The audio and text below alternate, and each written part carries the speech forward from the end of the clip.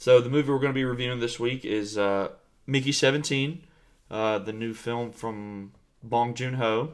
I think it's his first movie after Parasite, after it went on its crazy Oscar run and won everything, and starring Robert Pattinson as the titular character as Mickey 17. So you can jump into it first and kind of explain the movie and give me your thoughts. But I will say from the jump, like we both did, really enjoy it. Yeah, no, this was a great movie. Bong Joon-Ho again just really shows that, and this one was based off a book, but obviously he did the book justice. I hope. I haven't read the book, but this movie was very, very entertaining. I'm not gonna really go into a whole summary, but it's basically Mickey is getting off Earth, and he wants to get off Earth to basically get away from a money guy that he owes money, whatever. Steven Yeun plays his friend, actually.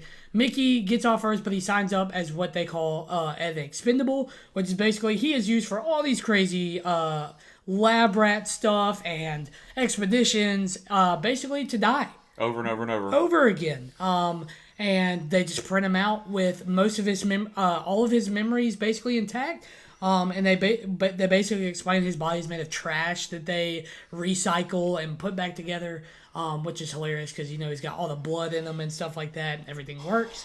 But anyways, I'm gonna leave it at that because it really, I feel like if you've seen the trailer or anything like that, like we don't want to spoil the whole movie for you, but you should go see it for yourself. Absolutely.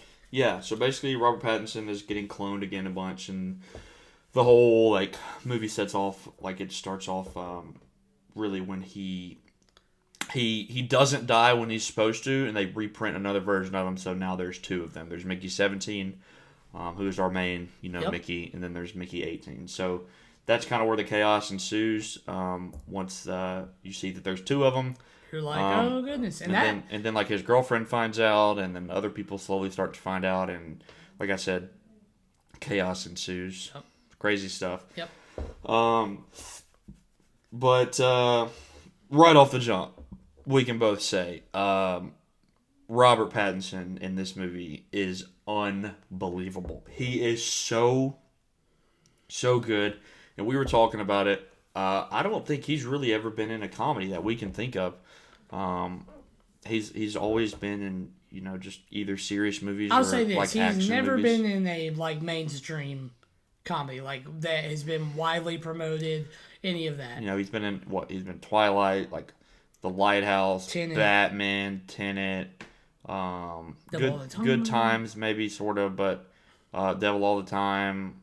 He's just not really in a lot of funny, silly, lighthearted stuff. And maybe he took advantage of that opportunity with this one, and he just went all out with the character, and he absolutely killed it. His little voice is so funny. It doesn't even sound like him. It doesn't sound. Even though it's him, he disappears behind the character because the character is just so different and unique than anything he's ever played. Yeah. Mickey 17 and Mickey 18 are different characters. They even have a little bit of a different voice. He does one of the best jobs at playing two characters I've ever seen. He is hilarious. He is emotional. He is rugged in Mickey 18, but he's also fearful with Mickey 17. If you don't have him as a if you don't think he's talented, if you just think of him as Twilight, Robert Pattinson, get it out of your head. Because Robert Pattinson, the last 3-4 movies we have seen him in, have been incredible. He is mainstream A-list actor who is very talented at what he does. He killed this role. I've never been... you can think of a lot of characters. He is one of the most fun characters, one of the most fun performances I have ever seen. He is that good. He is that thrilling. He literally, sometimes you have a side character carry a movie. No one held a candle to how good Robert Pattinson was in this movie. And I know I said it to you last night. I don't think this movie works with another with another actor giving another performance. Like it is 100% Robert Pattinson's movie, and I can't even think of anybody that would be able to do this. I can't. I can't. But yeah, no, obviously, obviously we're harping on Robert Pattinson, but the supporting cast was really good as well. Specifically to me, I think Steven Yeun was freaking hilarious. Yep. Almost every time he was on screen, he ripped a funny little one-liner, and he was just really, really, really funny. Yes, he was. You also get Mark Ruffalo and Toni Collette. Who I think do an amazing job, and their weird relationship over the top. Very interesting characters. Then you kind of find out he's sort of a Nazi. He is. And they're trying to basically start. So they're starting this new colony on this new ice planet, and he's basically wanting to start the perfect race. That is a quote that is said in the movie. Yeah, that is the quote that said he wants a perfect race, which he tells another supporting character that she should be the head of, or the basically DNA of. And she makes a funny comment about, "Oh, am I only a uterus to you?" It was funny. No, it is so funny. I didn't expect it to be that funny. I don't think. I didn't either. And it is absolutely hilarious. I thought the characters had great chemistry. They were funny together. Even Mark Ruffalo and Toni Collette, if you watch the movie, you might think they're over the top. But it's a perfect over the top. Mark Ruffalo is so funny, making that little accent he has, and he's obviously got the prosthetic teeth in or something, Yeah, and Naomi Aki, I think that's how you say her name. She's really good as the love interest of Mickey, and it is just guys, I had it on my most anticipated list, and man, it just was better than I thought it was gonna be. It was better than I thought it was gonna be. It definitely was. Yeah, it was better than I thought it was gonna be too. I definitely went into this thinking. Obviously, the trailers were a little funny, but I definitely went into this more so thinking, oh, it's gonna be an action sci-fi movie. Yeah. And it is a sci-fi movie, and there is a little bit of action. There's really not too much action. No, there's not. This is a comedy. It is. I think I see this movie as a comedy. It is genuinely hilarious. Robert Pattinson just is unreal, and Steven Yeun and Mark Ruffalo, they're all just, and even some of the super small characters, these actors and actresses I've never seen that were just kind of a part of the whole crew. Yep. They had so many funny little quips here and there. Everyone just did a really, really good job. You could tell basically after the success of Parasite and it blew up and everything, Bong Joon-Ho basically got the chance to just make whatever he wanted. He had free range. They basically gave him a blank check. They were Hollywood was you can make whatever movie you want. And he was all right, I'm going to make one of the wildest, most unique sci-fi comedy movies that anyone's ever seen. And he did that. We've already this year, it's so refreshing to get an original, unique story. And I feel we've gotten two this year, both in this and The Gorge, two, very unique, non-franchise related, not historical movies, obviously, yep. And just two unique stories. And this is definitely, I said it to you yesterday, it is unlike any movie I've ever seen. Absolutely. I literally don't know what I would compare it to at all. No, it is itself. It is its own movie. It's its own movie. We haven't really talked about it, but you kind of you get to know this alien race. Yeah. They call them creepers. I think that's the name Mark Ruffalo gave them, was creepers. And obviously at first you think that they're dangerous, but then kind of come to find out that they're the ones good that saved and Mickey 17. They're passive, and they saved Mickey 17's life. And basically Mark Ruffalo wants to experiment on them, and blah blah blah. And his wife wants to make sauce out of their tails. You just got to watch the movie and you see. Got to, yep. But that was quite weird. But so you got multiple Mickeys running around. You got this new alien race. You got Hitler, Mark Ruffalo. It's just a very weird, out there, bizarro, but so much fun movie. Literally, I unlike anything I've ever seen. So, I guess with that, we can kind of get into our scoring. Yep. I kind of had a little bit of trouble like ranking this, not score wise, but ranking it on the year. But I gave it 4.5 on LetterBoxd, and I gave it right now as it's sitting. I have it at an 8.6. Obviously, like that, that rounds up to a 9. So I gave it 4.5 stars. I think I currently put it under The Gorge, but The Gorge was also an 8.6. I was really struggling with where to put what. I loved Mickey 17. I loved it. It was so funny. The hardest I've laughed in a movie theater in a while. But I don't know. I just also really loved The Gorge for different reasons. It wasn't really funny, but it was just another wildly unique movie with 2 great acting performances and a really cool action. So, like, very cool, like I said, that we've gotten 2 unique, sci-fi movies this year. One being a little more serious and action-focused, and one being more comedy-focused. So, yeah, no, still a great score, 4.5, like literally almost perfect score. Yep. I put it at number 3 on the year. That could fluctuate, but I think, like, just me personally, like, I like romance stuff and, like, create, like, wild action and stuff. Yep. I think maybe a little more than comedy. So that's why I have Mickey at right under The Gorge. But same score, 8.6.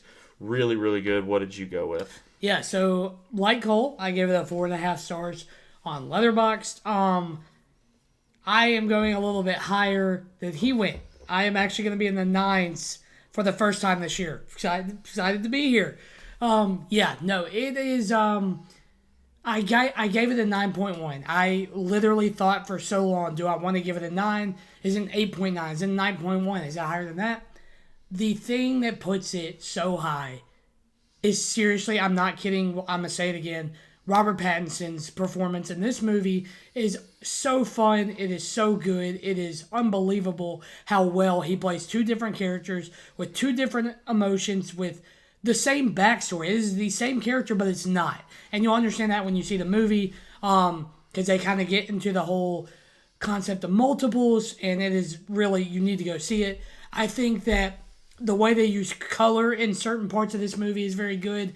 And the spaceship and kind of the lower areas, it's very dark, it's very gray, it's very, not a lot of colors, but then, you see Mark Ruffalo and Toni Collette wearing these very expensive, colorful clothes. And that really, goes into, like, how class is portrayed in this spaceship. He does, Bong Joon-Ho as a whole, does the same thing with class and Parasite with the way he tells that story as well.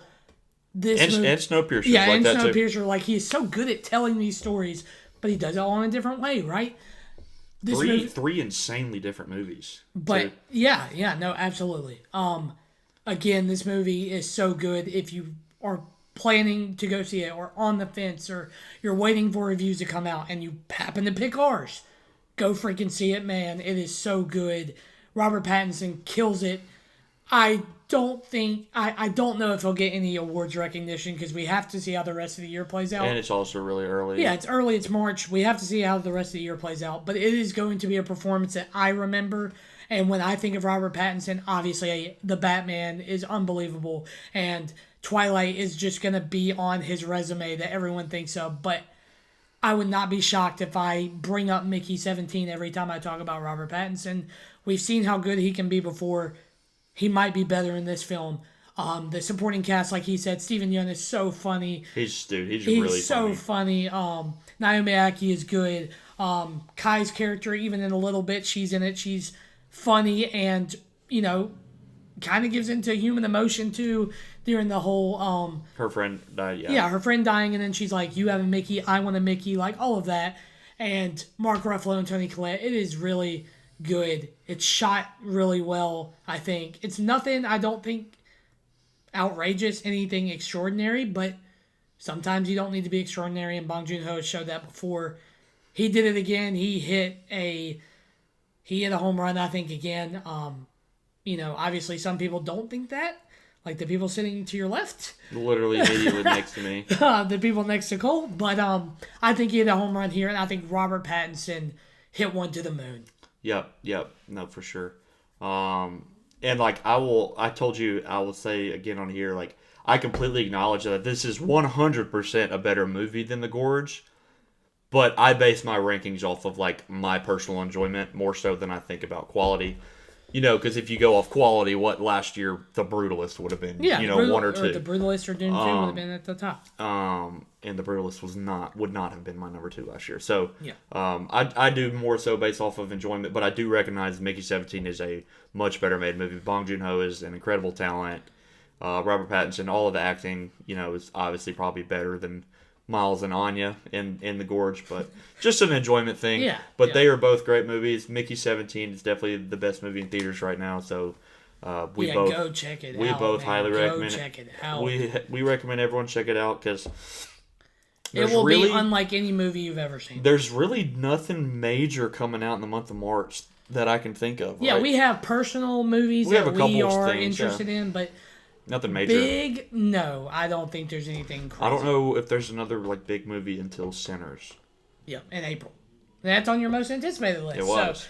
We got a trailer. We got a trailer for Sinners before Mickey. Yeah, we did. Sick. We're pumped. Trying to think. Yeah, no, that's our Mickey 17 review. That's episode 10 of the Frontline Film Podcast. Yep. Look at us. We made it. 10 weeks. We're having a lot of fun. I'm glad that we finally got to a movie on our most anticipated list. Yeah, that was fun. I think the next one for us will be Sinners. Yeah, I actually wanted this to be known too. Most anticipated movies we're so excited for, and we have high expectations for. And this one blew mine out of the water, and that was on my list. Wasn't even on Cole's list. So, and I know he loved it. So, yeah, man, this is a movie I really liked. It was above what I thought it was going to be, which I don't think I knew what it was going to be. I didn't either. But nah, man, yeah. Wildly unique. If you want a good, fun, original blockbuster, with a great acting performance, you're gonna laugh. It's a little got some action in it, but you're really gonna laugh and be invested in the story. It was 140 minutes, flies by. Yeah, it did. It felt way shorter than that. Does not feel like a 2 hour and 20-minute movie at all. It flies by, so I think everyone can find some enjoyment in it. And just once again, before we close out, shout out Robert Pattinson. Yeah, he was unreal, and I think he's finally starting. I think after the Batman, really cementing himself as one of the guys. Yep. So I don't know really what else we got him in until the Odyssey. Yeah, there'll probably be something that comes out that we're just oh, he's in this. So we'll just have to see.